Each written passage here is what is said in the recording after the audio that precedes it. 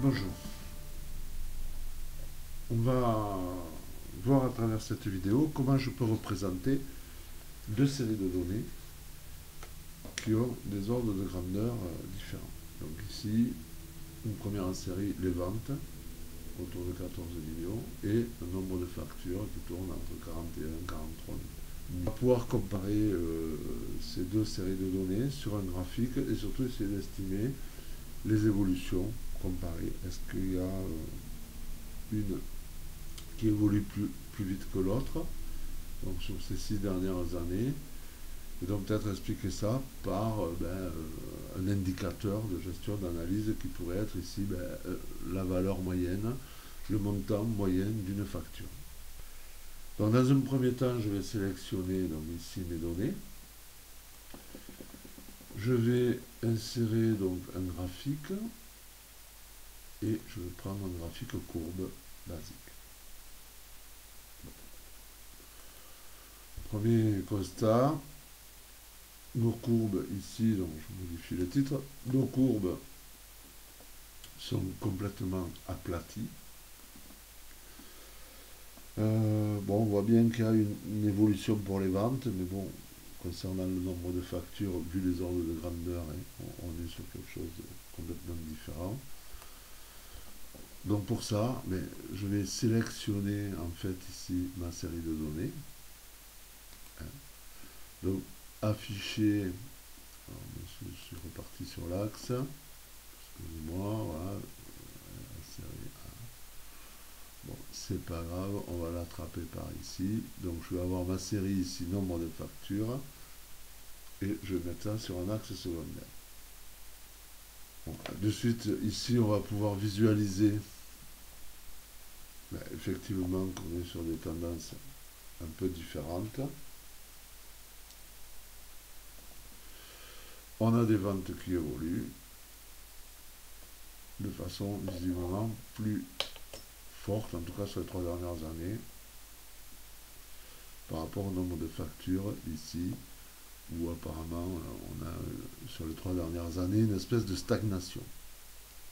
Bon. Donc je vais faire un peu de mise en forme sur ce graphique. Donc pour ça, rapidement, je vais aller sur une nouvelle feuille. J'appelle ça comparaison, qui n'est pas raison, mais bon, ça reste de l'analyse. Et ici, effectivement, je vais retrouver ma mise en forme de graphique. Première chose à faire ici, il me semble important, c'est de titrer les axes. Donc je vais avoir un premier axe ici qui va correspondre effectivement aux ventes. Voilà. Un peu de modification. Voilà, je vais passer ça donc en 14.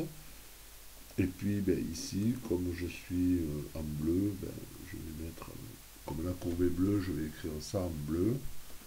Voilà, petite modification ici sur de la même façon sur l'échelle. Voilà, on peut peut-être mettre ici un format nombre qui serait peut-être plus adapté. 100 décimales. Voilà. On aurait pu le lier à la source et puis voilà, je augmente un peu la taille, que ce soit plus lisible. Faire la même chose ici pour les nombres de factures. Renommer l'axe. Nombre de factures. Voilà. Donc passer ça en 14, j'ai mis l'autre il me semble.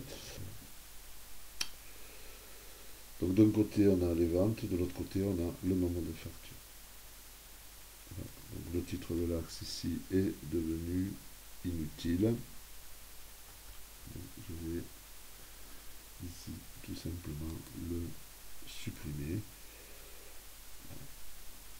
Donc, vous pouvez ici, de la même façon, améliorer un peu la visibilité.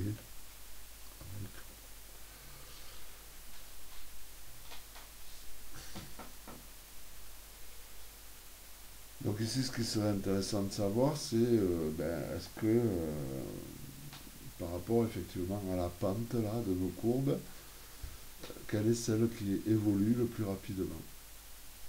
Donc on va commencer par les ventes.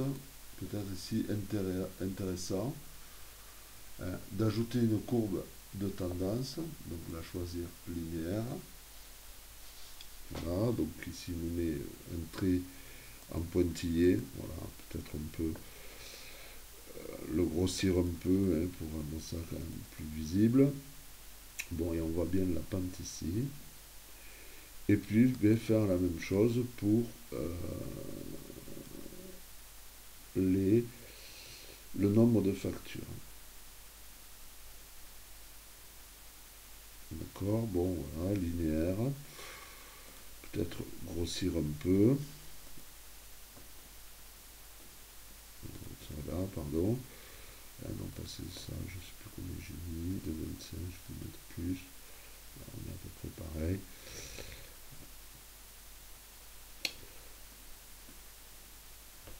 Donc voilà, ici sur notre graphique, on voit bien que effectivement les ventes progressent a priori plus vite que le nombre de factures.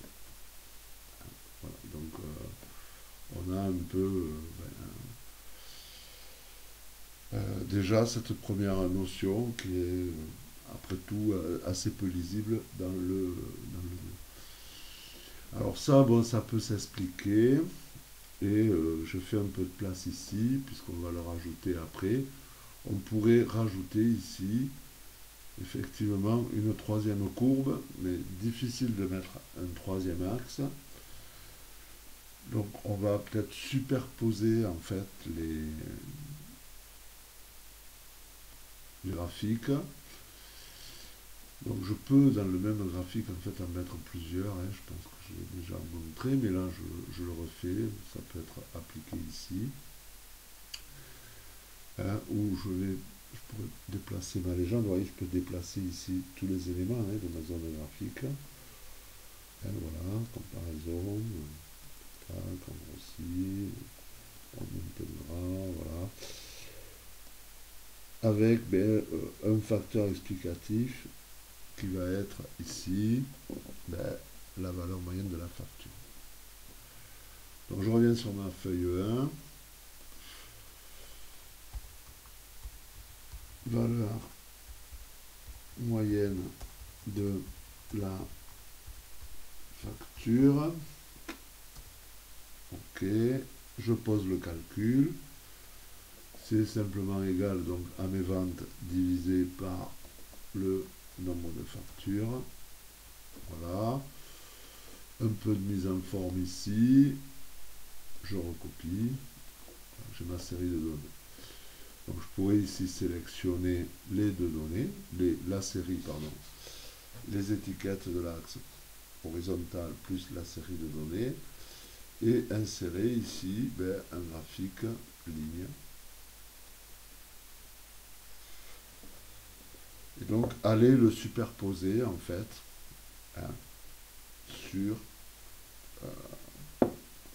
sur l'autre graphique. Donc pour ça je vais déplacer mon graphique, je vais aller le mettre dans la feuille graphique que j'ai déjà fait qui s'appelle comparaison. Et puis je vais aller ici le positionner. Donc peut-être ici en bas. Voilà, partir peut-être comme ça. Et là, l'amener à la fin ici de mon graphique. Du coup, j'ai peut-être plus besoin des années. Donc je peux peut-être ici supprimer l'axe. Voilà. Donc on pourrait encore modifier ici, peut-être, voilà, remonter un peu celui-là. Pour ici, voilà. Déplacer peut-être ici mon titre un peu en bas à droite, ce qui me permet ici d'augmenter ma zone de graphique. Voilà, donc est-ce que je suis à peu près aligné? Oui, j'aurais dû le voir avant. Mais ça a l'air pas mal. Bon, je supprime ici la bordure. Là, il faudrait que je tire vers ici, en fait. C'est peut-être un peu excessif. Le mettre donc à,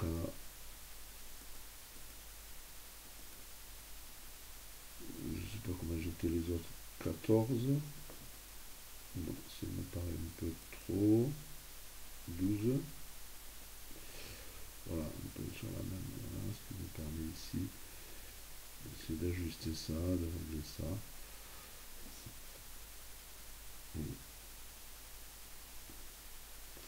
Donc oui, effectivement, on va avoir ici l'explication, c'est-à-dire à savoir que ben, par rapport à valeur moyenne de départ, ben, ici ça diminue, ce qui va expliquer la hausse du nombre de factures plus importante que les ventes. Et puis ma courbe ici remonte, donc ce qui va expliquer effectivement ici que j'ai un nombre, une valeur des ventes qui augmente plus vite que mon nombre de factures. Donc voilà, donc là, ceci explique cela. Donc représentation peut-être ici intéressante. Voilà. Donc voilà, donc je pourrais faire de la mise en forme sur mon graphique pour pouvoir après le produire dans un document. Voilà, donc simplement ici, ben, copier mon graphique et puis passant par le collage spécial que j'ai ici, voilà, collage spécial. Je pourrais créer un lien avec le fichier, bon, peut-être une vidéo pour présenter ça, ou le mettre voilà, sous forme d'image, ce qui me permettrait derrière effectivement aussi de pouvoir utiliser les fonctions ici d'image et avoir peut-être des présentations qui peuvent paraître voilà, pourraient être un peu plus fun, on va dire. Voilà, peu importe.